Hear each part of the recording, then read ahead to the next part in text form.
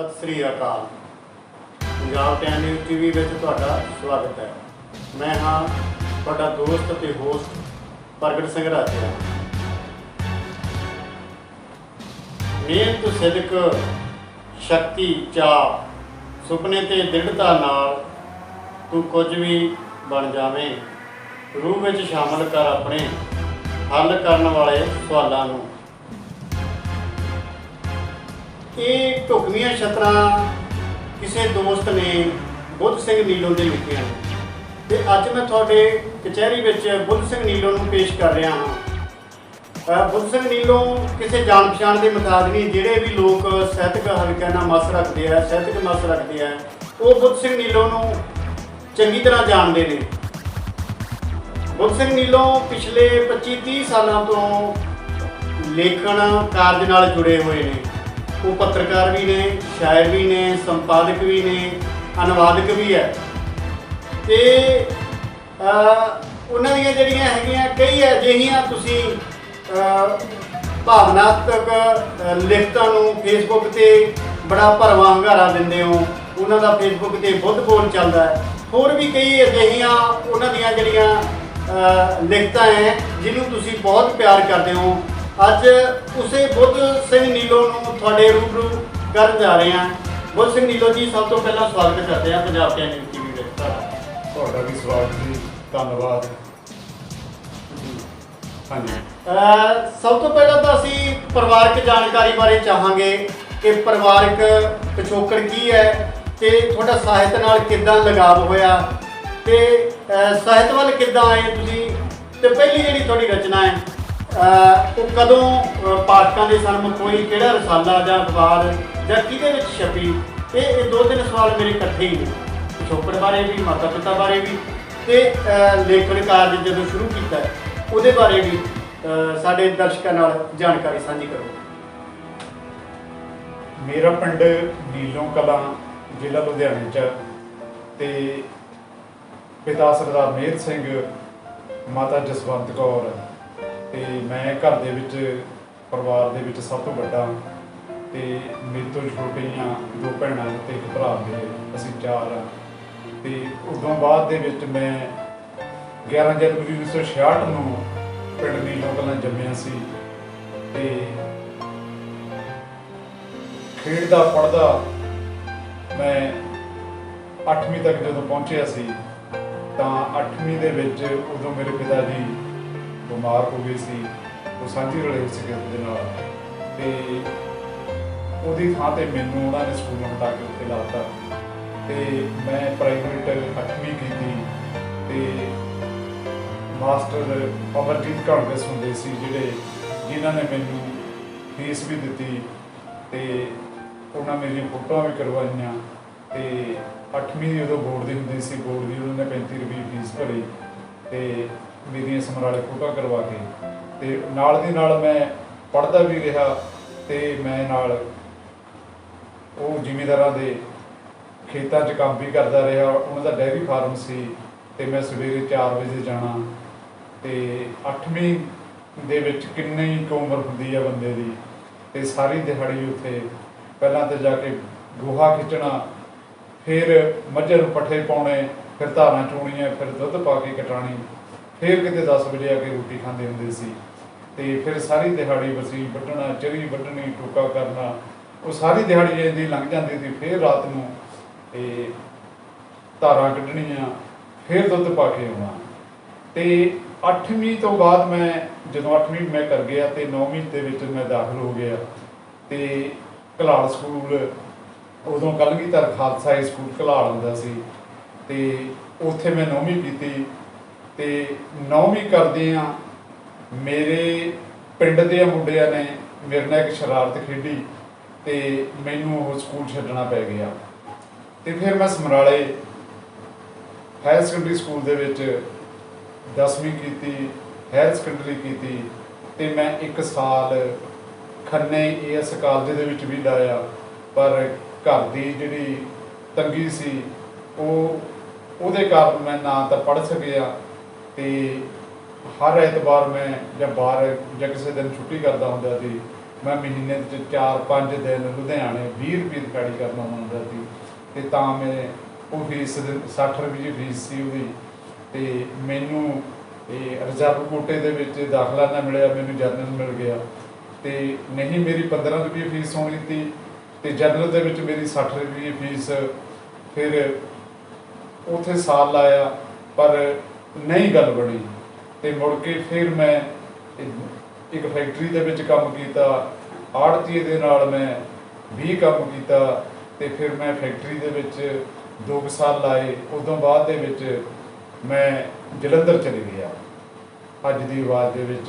ਉਹਨਾਂ ਦਿਨਾਂ ਦੇ ਵਿੱਚ ਤੇ ਮੈਂ ਉਦੋਂ 8ਵੀਂ 9ਵੀਂ 'ਚ ਪੜ੍ਹਦਾ ਸੀ ਜਦੋਂ ਮੈਂ ਲਿਖਣਾ ਸ਼ੁਰੂ ਕਰ ਦਿੱਤਾ ਸੀ।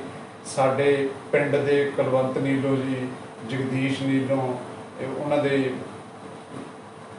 ਕਮਲਜੀਤ ਨੀਲੋਂ, ਉਹ ਸਾਡਾ ਸਾਹਿਤਕ ਸੀ ਜਿਹੜਾ ਮਾਹੌਲ ਪਿੰਡ ਦਾ, ਤੇ ਉਹ ਤੋਂ ਮੈਂ ਪ੍ਰਭਾਵਿਤ ਹੋਇਆ।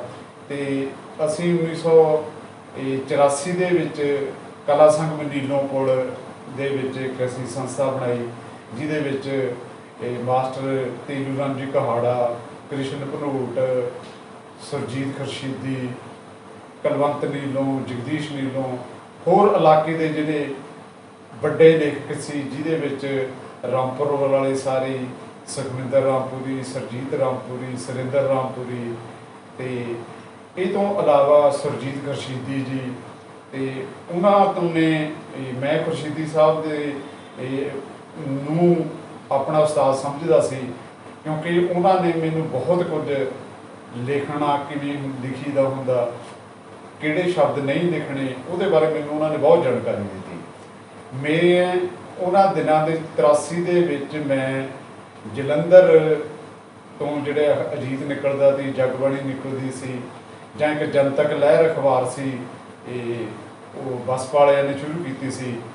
ਤੇ ਇਹ ਤੋਂ ਇਲਾਵਾ ਮੈਂ ਪੰਜਾਬੀ ਟ੍ਰਿਬਿਊਨ ਦੇ ਵਿੱਚ ਬਹੁਤ ਜ਼ਿਆਦਾ ਛਪਿਆ। ਮੈਂ ਉਹਨਾਂ ਦਿਨਾਂ ਦੇ ਵਿੱਚ ਹਲਵਾਰਵੀ ਸਾਹਿਬ ਹੁੰਦੇ ਸੀ ਉੱਥੇ ਐਡੀਟਰ, ਤੇ ਨਾਲ ਉਹਨਾਂ ਦੇ ਦਲਵੀਰ ਸਿੰਘ, ਸ਼ਿੰਗਾਰਾ ਸਿੰਘ ਚਾਹਲ, ਸ਼ਿੰਗਾਰਾ ਸਿੰਘ ਭੁੱਲਰ, ਤੇ ਰਜਿੰਦਰ ਸੋਢੀ, ਰਣਜੀਤ ਰਾਹੀ, ਇਹ ਬਹੁਤ ਸਾਰੇ ਸੱਜਣ ਮਿੱਤਰ ਸੀ ਜਿਹੜੇ ਉੱਥੇ ਪੰਜਾਬੀ ਟ੍ਰਿਬਿਊਨ 'ਚ ਬੈਠੇ ਸੀ। ਤੇ ਇਹਨਾਂ ਨੇ ਮੈਨੂੰ ਪੂਰੀ ਖੁੱਲ੍ਹੀ ਛੁੱਟੀ ਦਿੱਤੀ ਹੋਈ ਸੀ ਵੀ ਤੂੰ ਸਾਨੂੰ ਆਰਟੀਕਲ ਭੇਜ, ਅਸੀਂ ਛਾਪਿਆ ਕਰਾਂਗੇ। ਉਦੋਂ ਇੱਕ ਆਰਟੀਕਲ ਦੇ 20 ਰੁਪਏ ਮਿਲਦੇ ਹੁੰਦੇ ਸੀ, ਤੇ ਮੇਰੇ ਮਹੀਨੇ 'ਚ 2-3 ਆਰਟੀਕਲ ਉਹ ਲੱਗ ਜਾਂਦੇ ਤੇ ਮੇਰਾ 100 ਰੁਪਈਆ ਮਨੀ ਆਰਡਰ ਜਾਣੀ ਇੱਕਣਾ ਮੈਨੂੰ 30 ਦਿਨ ਮਨੀ ਆਰਡਰ ਆਉਂਦਾ ਰਹਿੰਦਾ ਸੀ। ਫਿਰ ਮੁੜ ਕੇ ਜਦੋਂ ਮੈਂ ਜਲੰਧਰ ਚਲੇ ਗਿਆ, ਜਲੰਧਰ ਅੱਜ ਦੀ ਆਵਾਜ਼ ਦੇ ਵਿੱਚ ਮੈਂ ਨੌਕਰੀ ਕੀਤੀ। ਅੱਜ ਦੀ ਆਵਾਜ਼ ਦੇ ਵਿੱਚ ਮੈਂ 4 ਸਾਲ ਨੌਕਰੀ ਕੀਤੀ। ਫਿਰ ਮੈਂ ਨਵਾਂ ਜ਼ਮਾਨਾ ਚਲੇ ਗਿਆ। ਨਵਾਂ ਜ਼ਮਾਨਾ ਦੇ ਵਿੱਚ ਮੈਂ ਐਡੀਟੋਰੀਅਲ ਡਿਪਾਰਟਮੈਂਟ ਦੇ ਵਿੱਚ ਸੀ, ਤੇ ਉੱਥੇ ਆਨੰਦ ਸਾਹਿਬ, ਜਗਜੀਤ ਸਿੰਘ ਆਨੰਦ, ਜਤਿੰਦਰ ਪੰਨੂ, ਮਨੋਹਰ ਲਾਲ ਜੀ, ਇੰਦਰਜੀਤ ਚਗਾਮਾ, ਲਾਭ ਸਿੰਘ ਸੰਧੂ, ਹੋਰ ਬਹੁਤ ਸਾਰੇ ਜਿਹੜੇ ਸਮਕਾਲੀ ਸੀ ਸਾਡੇ ਮੇਰੇ ਨਾਲ ਦੇ ਕੁਲੀਗ, ਜਿਹਦੇ ਵਿੱਚ ਸਰਬਜੀਤ ਕੰਗਣੀਵਾਲ, ਕ੍ਰਿਸ਼ਨ ਕੁਮਾਰ ਰੱਤੂ। ਤੇ ਸਰਬਜੀਤ ਕੰਗਣੀਵਾਲ ਤਾਂ ਅੱਜ ਕੱਲ੍ਹ ਸਾਡੇ ਮੁੱਖ ਮੰਤਰੀ ਦੇ PA ਨੇ, ਉਹ PRO ਨੇ, ਤੇ ਇਹਨਾਂ ਨਾਲ ਸੰਗਤ ਕੀਤੀ, ਤੇ ਪੜ੍ਹਿਆ ਵੀ ਬਹੁਤ, ਅਨੁਵਾਦ ਵੀ ਬਹੁਤ ਕੀਤਾ, ਕਹਾਣੀਆਂ ਦਾ ਅਨੁਵਾਦ, ਆਰਟੀਕਲਾਂ ਦਾ ਅਨੁਵਾਦ।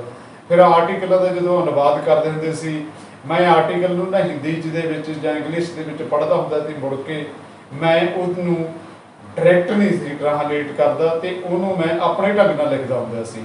ਜਾਣੀ ਕਿਸੇ ਨੂੰ ਇਹ ਨਹੀਂ ਸੀ ਪਤਾ ਲੱਗਦਾ ਹੁੰਦਾ ਵੀ ਇਹ ਫਲਾਣੇ ਆਰਟੀਕਲ ਦੀ ਇਹਨੇ ਕਾਪੀ ਕੀਤੀ ਹੈ, ਕਿਉਂਕਿ ਉਹਦਾ ਮੈਂ ਸਿਰਫ ਉਹਦੀ ਵਿਚਾਰਧਾਰਾ ਨੂੰ ਚੱਕਦਾ ਸੀ, ਸ਼ਬਦ ਮੇਰੇ ਆਪਣੇ ਹੁੰਦੇ ਸੀ। ਉਹਨਾਂ ਦਿਨਾਂ ਦੇ ਵਿੱਚ ਮੈਂ ਨੌਕਰੀ ਨਵੇਂ ਜ਼ਮਾਨੇ 'ਚ ਕਰਦਾ ਸੀ, ਮੈਂ ਸ਼ਬਦ ਦਾ ਪੰਜਾਬੀ ਟ੍ਰਿਬਿਊਨ 'ਚ ਹੁੰਦਾ ਸੀ। ਤੇ ਮੈਨੂੰ ਇੱਕ ਵਾਰੀ ਆਨੰਦ ਸਾਹਿਬ ਕਹਿੰਦੇ ਵੀ ਤੂੰ ਨੌਕਰੀ ਸਾਡੇ ਕੋਲ ਕਰਦਾ ਤੇ ਤੇਰੇ ਆਰਟੀਕਲ ਸ਼ਬਦ ਨੇ ਟ੍ਰਿਬਿਊਨ 'ਚ। ਮੈਂ ਕਿਹਾ ਜੀ ਉਹ ਮੈਨੂੰ ਪੈਸੇ ਭੇਜਦੇ ਨੇ, ਤੁਸੀਂ ਪੈਸੇ ਦੇਣ ਲੱਗ ਜਾਓ ਮੈਨੂੰ। ਉਹ ਕਹਿੰਦੇ ਤੈਨੂੰ ਕੋਈ ਤਨਖਾਹ ਦਿੰਦੇ ਅਸੀਂ।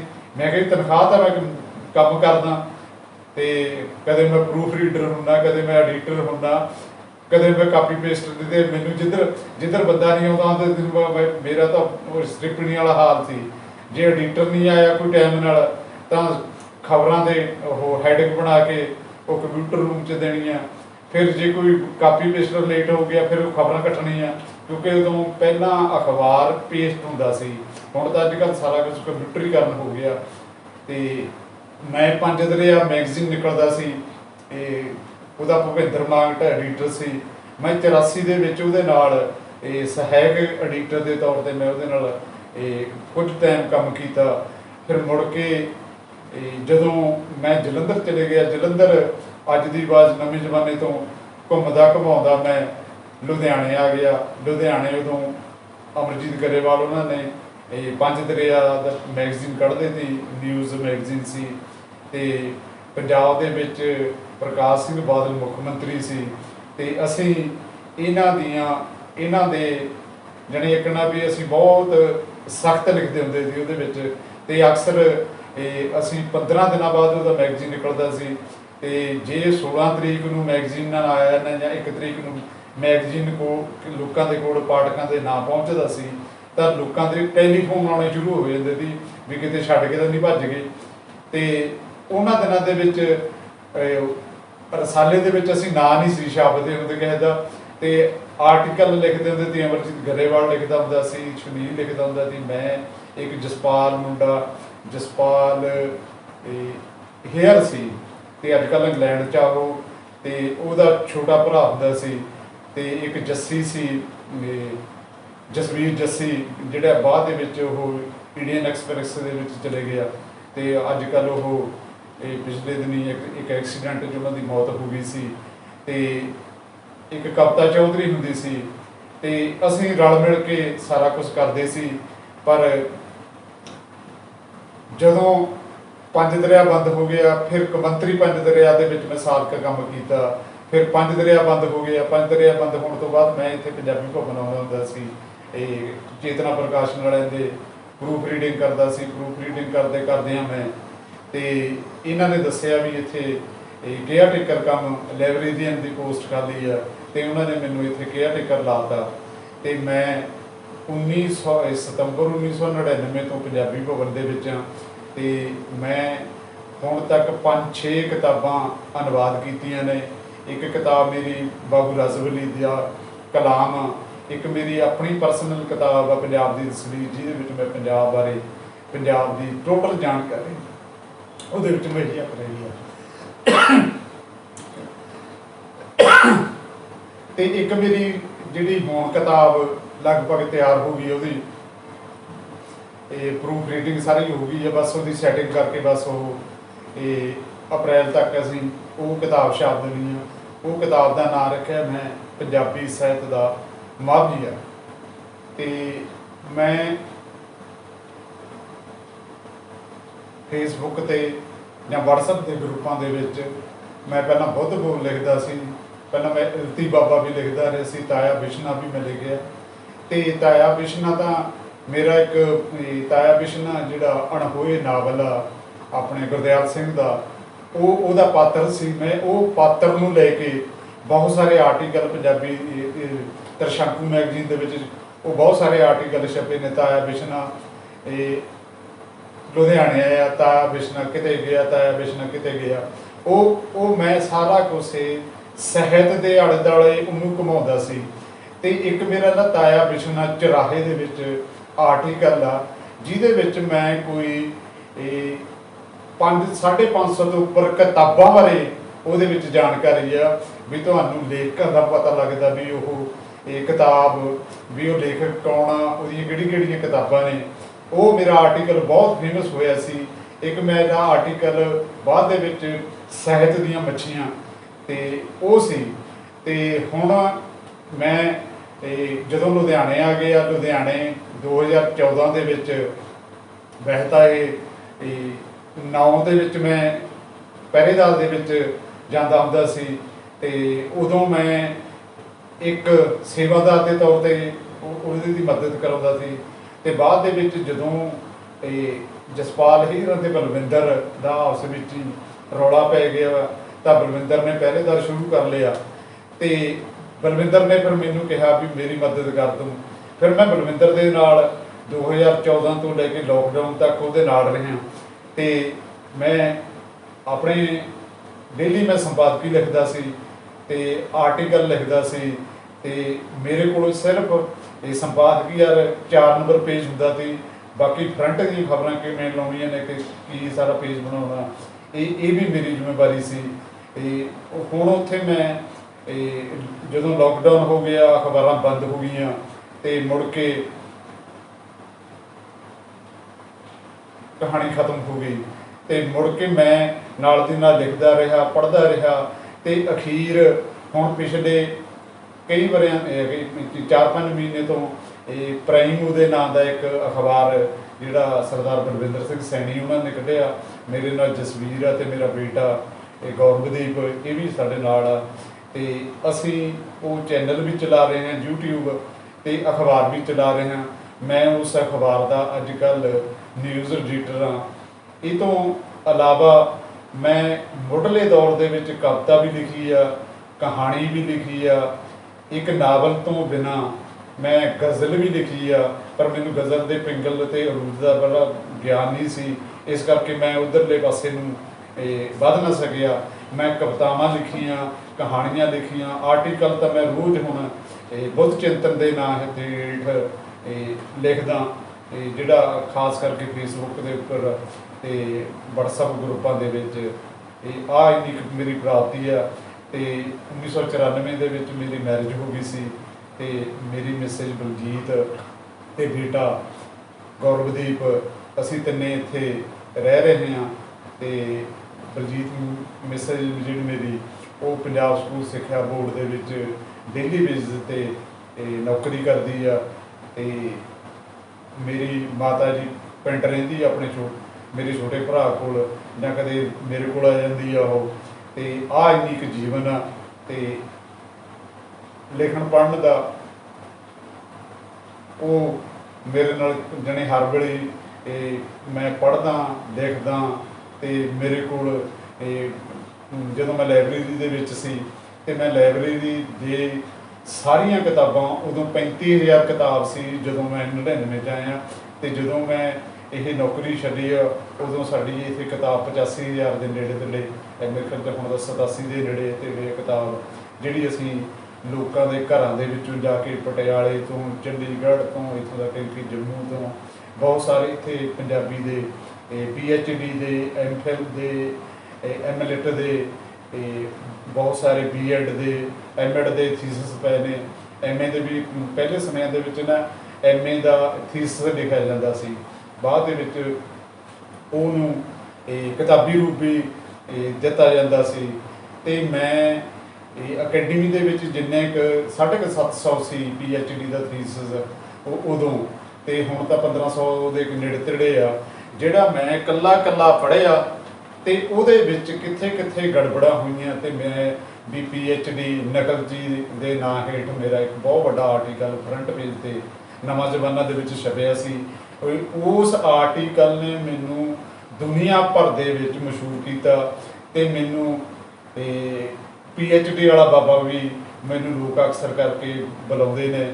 ਤੇ PhD ਵਾਲਾ ਬਾਬਾ ਤੁਹਾਨੂੰ ਕਹਿੰਦੇ ਆ। ਥੋੜੀ ਜਿਹੀ ਹੋਰ ਇਹਦੇ ਬਾਰੇ ਤਫਸੀਲ ਨਾਲ ਦੱਸਿਓ ਵੀ ਕਈ ਲੇਖਕਾਂ ਦੇ ਤੁਸੀਂ ਜਿਹੜੇ PhD ਕਰਵਾਉਂਦੇ ਆ ਡਾਕਟਰ, ਉਹ ਕਿਵੇਂ ਡਾਕਟਰ ਬਣਦੇ ਆ, ਹੈ ਨਾ? ਇਹ ਵੀ ਤੁਸੀਂ ਬਖੀਏ ਵੇੜੇ ਸੀਗੇ ਕਈ, ਉਹਦੇ ਬਾਰੇ ਥੋੜਾ ਜਿਹਾ ਦਰਸ਼ਕਾਂ ਨੂੰ ਤਫਸੀਲ ਨਾਲ ਦੱਸ ਦਿਓ। ਦੇਖੋ, ਜਦੋਂ ਨਾ ਮੈਂ 99 'ਚ ਇੱਥੇ ਆਇਆ ਅਕੈਡਮੀ ਦੇ ਵਿੱਚ, ਉਦੋਂ ਮੈਨੂੰ ਜਮੇ ਨਹੀਂ ਸੀ ਪਤਾ ਹੁੰਦਾ ਵੀ PhD ਕੀ ਹੁੰਦੀ ਆ ਤੇ MPhil ਕੀ ਹੁੰਦੀ ਆ। ਤੇ ਉਹਨਾਂ ਦਿਨਾਂ ਦੇ ਵਿੱਚ ਅਮਰੀਕ ਸਿੰਘ ਕੂਨੀ ਜਿਹੜੇ ਆਪਣੇ ਚੀਫ ਸੈਕਟਰੀ ਰਹੇ ਨੇ, ਉਹ ਇੱਥੇ ਦੇ ਪ੍ਰਧਾਨ ਹੁੰਦੇ ਸੀ ਤੇ doctor Parminder Singh general secretary ਹੁੰਦੇ ਸੀ ਤੇ ਸੀਨੀਅਰ ਮੀਤ ਪ੍ਰਧਾਨ ਹੁੰਦੇ ਸੀ ਪ੍ਰੇਮ ਸਿੰਘ ਬਜਾਜ। ਉਹ ਕਦੇ ਉਹ ਜਨਰਲ ਸੈਕਟਰੀ ਹੁੰਦੇ ਸੀ, ਕਦੇ ਉਹ ਸੀਨੀਅਰ ਮੀਤ ਪ੍ਰਧਾਨ ਹੁੰਦੇ ਸੀ। ਇਹਨਾਂ ਨੇ ਮੈਨੂੰ ਕਿਹਾ ਵੀ ਬੁੱਧ ਸਿੰਘ ਤੂੰ ਨਾ BA ਕਰ ਲਾ, MA ਕਰ ਲਈ, MPhil ਕਰ ਲਈ, PhD ਕਰ ਲਈ। ਤੇ ਉਹਨਾਂ ਦਿਨਾਂ ਦੇ ਵਿੱਚ ਮੇਰਾ ਇੱਕ ਮਿੱਤਰ ਸੀ ਡਾਕਟਰ ਹਰਦਰਜੀਤ ਗੋਸਲ, ਤੇ ਉਹ ਅੱਜ ਕੱਲ੍ਹ ਨਹੀਂ ਰਹੇ, ਪਿਛਲੇ 3 ਸਾਲ ਹੋ ਗਏ। ਉਹ ਹਾਰਟ ਅਟੈਕ ਦੇ ਨਾਲ ਉਹਨਾਂ ਦੀ ਡੈਥ ਹੋ ਗਈ ਸੀ। ਤੇ ਉਹਨਾਂ ਨੇ ਇੱਕ ਆਰਟੀਕਲ ਲਿਖਣਾ ਸੀ ਗੁਰੂ ਤੇਗ ਬਹਾਦਰ ਦੀ ਬਾਣੀ ਤੇ। ਉਹਨਾਂ ਦਾ ਆਪਣਾ ਵੀ PhD ਦਾ ਥੀਸਿਸ ਸੀ ਗੁਰੂ ਤੇਗ ਬਹਾਦਰ ਦੀ ਬਾਣੀ ਤੇ ਮੈਨੂੰ ਕਹਿੰਦੇ ਵੀ ਬੁੱਧ ਸਿੰਘ ਵੀ ਮੈਨੂੰ ਨਾ ਥੀਸਿਸ ਕੱਢ ਕੇ ਦੇ ਗੁਰੂ ਤੇ ਇਹ ਜਿਹੜੇ ਇਹਦੇ ਨਾਲ ਸੰਬੰਧਿਤ ਨੇ ਗੁਰੂ ਤੇਗ ਬਹਾਦਰ ਵਾਲੇ। ਤੇ ਮੈਂ ਉਹਨਾਂ ਨੂੰ ਜਦੋਂ ਥੀਸਿਸ ਕੱਢ ਕੇ ਦਿੱਤੇ 5-6 ਥੀਸਿਸ, ਉਹਨਾਂ ਨੇ ਉਹਨਾਂ ਦਾ ਆਪਣਾ PhD ਦਾ ਥੀਸਿਸ ਵੀ ਗੁਰੂ ਤੇਗ ਬਹਾਦਰ ਦੀ ਬਾਣੀ ਦੇ ਵਿੱਚ ਸਿੱਖਿਆ ਦਾ ਸੰਕਲਪ ਸੀ ਉਹਨਾਂ ਦਾ ਥੀਸਿਸ ਦਾ ਨਾਮ। ਤੇ ਉਹਨਾਂ ਨੇ ਆਰਟੀਕਲ ਲਿਖਣਾ ਸੀ ਤੇ ਉਹਨਾਂ ਨੇ ਜਦੋਂ ਬਾਕੀ ਦੇ ਜਿਹੜੇ PhD ਦੇ ਥੀਸਿਸ ਸੀ ਉਹ ਦੇਖਣ ਲੱਗੇ ਤਾਂ ਉਹਦੇ ਉਹਨਾਂ ਦੇ ਥੀਸਿਸ ਦੀਆਂ ਕਾਪੀਆਂ ਉਹ ਕੀਤੀਆਂ ਹੋਈਆਂ। ਉਹਨਾਂ ਨੇ ਨਾ ਮੈਨੂੰ ਬੁਲਾ ਕੇ ਕਿਹਾ, ਮੈਨੂੰ ਕਹਿੰਦਾ ਵੀ ਬੁੱਧ ਸਿੰਘ ਵੀ ਮੈਂ ਤਾਂ ਘੱਟ ਆਉਂਦਾ ਉਰੇ ਵੀ ਤੂੰ ਆਹ ਜਿਹੜਾ ਕਬਲੇਬਾਜ਼ੀ ਹੋ ਰਹੀ ਆ ਇਹਦੇ ਬਾਰੇ ਤੂੰ ਖੋਜ ਕਰ।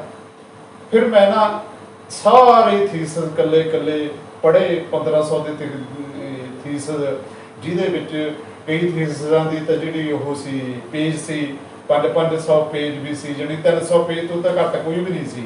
ਜਾਣੀ ਤੁਸੀਂ ਮੰਨ ਲਓ ਵੀ 15 ਨੂੰ ਆਪਾਂ ਜੇ 400 ਨਾਲ ਵੀ ਗੁਣਾ ਕਰ ਲਈ, 15 ਚੋਂ 60,000 ਪੇਜ ਮੈਂ PhD ਦਾ ਪੜ੍ਹਿਆ। ਫਿਰ ਉਹਨਾਂ ਦੀਆਂ ਫਿਰ ਨਿਸ਼ਾਨਦੇਹੀ ਕੀਤੀ ਵੀ ਕਿਹੜਾ ਯੂਨੀਵਰਸਿਟੀ ਦੇ ਵਿੱਚ ਪਹਿਲਾ ਥੀਸਿਸ ਹੋਇਆ, ਉਦੋਂ ਬਾਅਦ ਦੇ ਵਿੱਚ ਕਿਵੇਂ ਜਿਹੜੇ ਸਾਡੇ ਯੂਨੀਵਰਸਿਟੀਆਂ ਦੇ ਵਿੱਚ ਗਾਈਡ ਬੈਠੇ ਨੇ ਜਾਂ ਖੁਜ਼ਾਰਥੀ ਨੇ ਜਿਹੜੇ ਉਹਨਾਂ ਨੇ ਕਿਵੇਂ ਟਾਈਟਲ ਬਦਲ ਕੇ ਜਾਂ ਅੰਦਰ ਚੈਪਟਰ ਵੰਡ ਜਿਹੜੀ ਹੁੰਦੀ ਆ ਉਹ ਬਦਲ ਕੇ ਇਹਨਾਂ ਨੇ ਕਿਵੇਂ ਥੀਸਿਸ ਲਿਖੇ। ਬਹੁਤ ਸਾਰੇ ਥੀਸਿਸ ਤਾਂ ਇਹੋ ਜਿਹੇ ਨੇ ਵੀ ਜਿਨ੍ਹਾਂ ਨੇ ਟਾਈਟਲ ਵੀ ਨਹੀਂ ਬਦਲੇ, ਉਹਨਾਂ ਦੇ ਟਾਈਟਲ ਵੀ ਉਹੀ ਨੇ। ਤੇ ਉਹ ਪਟਿਆਲਾ ਯੂਨੀਵਰਸਿਟੀ 'ਚ ਵੀ, ਕੁਰੂਕਸ਼ੇਤਰ ਯੂਨੀਵਰਸਿਟੀ 'ਚ ਵੀ, ਤੇ ਜੇ ਥੋੜਾ ਬਹੁਤੀ ਖੋਜ ਦਾ ਕਾਰਜ ਹੋਇਆ ਤਾਂ ਗੁਰੂ ਨਾਨਕ ਦੇਵ ਯੂਨੀਵਰਸਿਟੀ ਜਾਂ ਚੰਡੀਗੜ੍ਹ ਯੂਨੀਵਰਸਿਟੀ ਦੇ ਵਿੱਚ 94-95 ਤੱਕ। ਉਦੋਂ ਬਾਅਦ ਦੇ ਵਿੱਚ ਤਾਂ ਵੀ UGC ਨੇ ਇੱਕ ਲਾ ਬਣਾਤਾ ਵੀ ਉਹੀ ਪੋਸਟ ਗ੍ਰੈਜੂਏਟ ਨੂੰ ਪੜ੍ਹਾ ਸਕਦਾ ਜਿਹੜਾ PhD ਹੋਵੇ। ਉਦੋਂ ਬਹੁਤ ਸਾਰੇ ਲੋਕਾਂ ਨੇ, ਨੌਜਵਾਨਾਂ ਨੇ PhD ਕੀਤੀ ਵੀ ਇੱਧਰੋਂ ਚੱਕ ਕੇ ਉੱਧਰੋਂ ਚੱਕ ਕੇ ਉਹਨਾਂ ਨੇ ਥੀਸਿਸ ਬਣਾ ਕੇ ਤੇ PhD ਕਰ ਗਏ। ਤੇ ਉਹਨਾਂ 'ਚ ਬਹੁਤ ਸਾਰੇ ਜਿਹੜੇ ਕਾਲਜਾਂ 'ਚ ਯੂਨੀਵਰਸਿਟੀਆਂ ਦੇ ਵਿੱਚ ਪ੍ਰੋਫੈਸਰ ਲੱਗ ਗਏ ਤੇ ਉਹ ਹੁਣ ਜਾਣੀ ਇੱਕਣਾ ਵੀ ਜਿਹੇ ਕੁਝੇ ਉਹ ਜਿਹੇ ਵਾਲੇ ਤੇ ਉਹ ਚੱਲਦਾ ਰਿਹਾ। ਤੇ ਹੁਣ ਵੀ ਮੈਂ ਜਾਣੀ PhD ਵਾਲਾ ਤਾਂ ਨਹੀਂ, ਮੈਂ ਹੁਣ ਉਹ ਖੋਜ ਵਾਲਾ ਕੰਮ ਛੱਡਦਾ ਮੈਂ, ਕਿਉਂਕਿ ਇਹਦੇ ਵਿੱਚ ਇੱਕਣ ਸੀ ਵੀ ਮੈਂ ਤਾਂ ਕਿਹਨਾਂ ਜਿਵੇਂ ਕਹਿੰਦੇ ਨੇ ਵੀ ਝੀਲ ਬਣੇ ਉਚੇਰੀ ਸਿੱਖਿਆ ਦੇ ਵਿੱਚ, ਜਿਵੇਂ ਆਪਾਂ ਕਹਿੰਦੇ ਨੇ ਵੀ ਝੀਲ ਦੇ ਵਿੱਚ ਪੱਥਰ ਸੁੱਟਣ ਵਾਲੀ ਗੱਲ ਸੀ। ਉਹਨਾਂ ਦਿਨਾਂ ਦੇ ਵਿੱਚ ਜਦੋਂ ਉਹ PhD ਨਕਲਚੀ ਨਵਾਂ ਜ਼ਮਾਨਾ ਦੇ ਅਖਬਾਰ ਦੇ ਵਿੱਚ ਲੱਗਿਆ, ਅੱਜ ਦੀ ਆਵਾਜ਼ ਦੇ ਵਿੱਚ ਉਹ ਆਰਟੀਕਲ ਲੱਗੇ, ਚੜ੍ਹਦੀ ਕਲਾ 'ਚ ਉਹ ਆਰਟੀਕਲ ਲੱਗੇ, ਕੁਝ ਆਰਟੀਕਲ ਪੰਜਾਬੀ ਟ੍ਰਿਬਿਊਨ 'ਚ ਵੀ ਲੱਗੇ।